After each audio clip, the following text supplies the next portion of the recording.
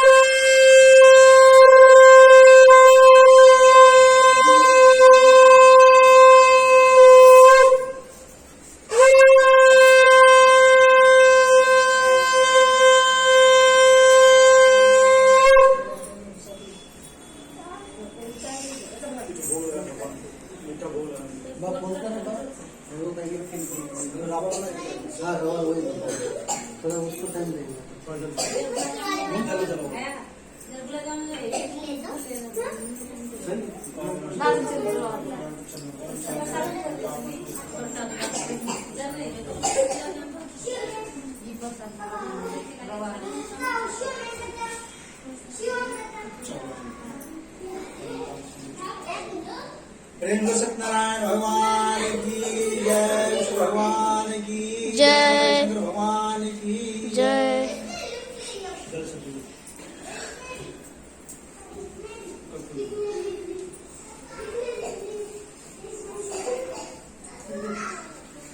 महामुनि वैश्य जी ने कहा, बहुत पहले नैनीसारण में तीर्थ में 18,000 ऋषि मुनि रहा करते थे।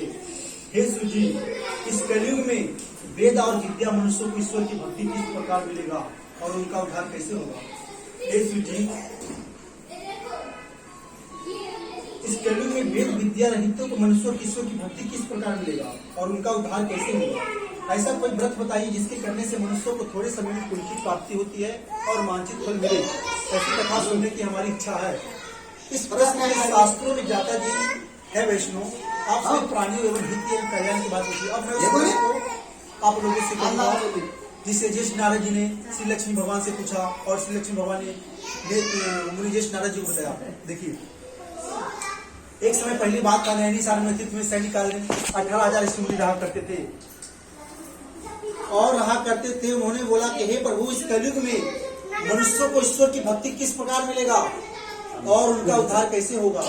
ऐसा कोई व्रत बताइए जिसके करने से मनुष्यों को भक्ति का ईश्वर प्राप्ति होती है। तो नारद जी जो लक्ष्मी भगवान विष्णु नारायण से पूछा कि हे नारद, नारद जी में घूमते घूमते एक समय मृत्युलोक में पहुंचे। नारद जी जो थे वह घूमते घूमते एक समय मृत्युलोक में आए।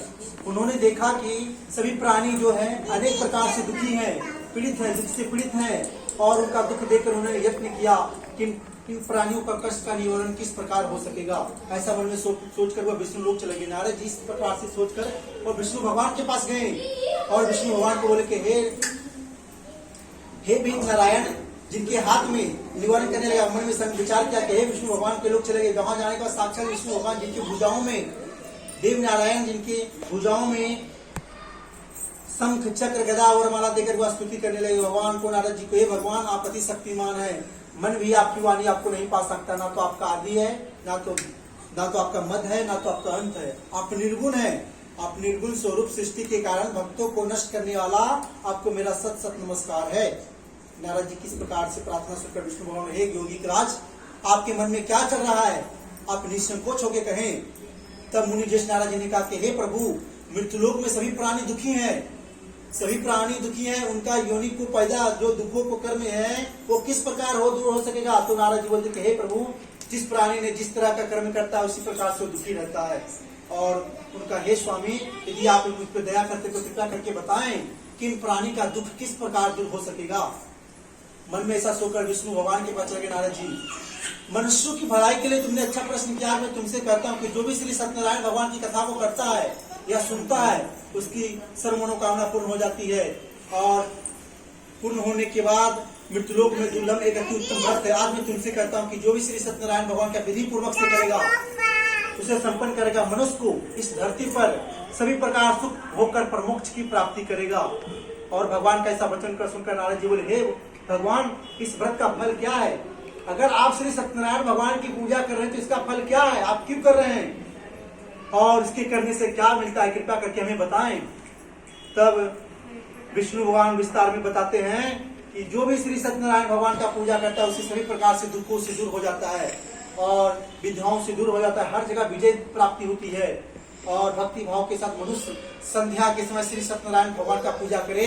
पूजा करने का केले का फल चढ़ाएं, घी चढ़ाएं, शक्कर चढ़ाएं, दूध चढ़ाने के बाद अपने भाई बंधुओं के साथ ब्राह्मणों के साथ पूजा करें। ब्राह्मणों के साथ पूजा करने के बाद स्वयं भोजन करें, स्वयं भोजन करें और भोजन करने के बाद श्री श्री सत्यनारायण भगवान का गीत का आयोजन करें। गीत का आयोजन करने के बाद जो भी इस तरह से व्यतीत करेगा, इस तरह से करेगा, मनुष्य को इस धरती पर सभी प्रकार का सुख भोग कर परमोक्ष की प्राप्ति करेगा। और विशेष कर आप कलयुग में हैं, इस धरती पर हैं, तो आपको श्री सत्यनारायण भगवान की कृपा से धर्म ध्यान की कभी कभी नहीं होगी और अल्प समय में, कम समय में महाधन की प्राप्ति होगी और महापुण्य की प्राप्ति होगी। सत्यनारायण भगवान की जय, विष्णु भगवान की जय।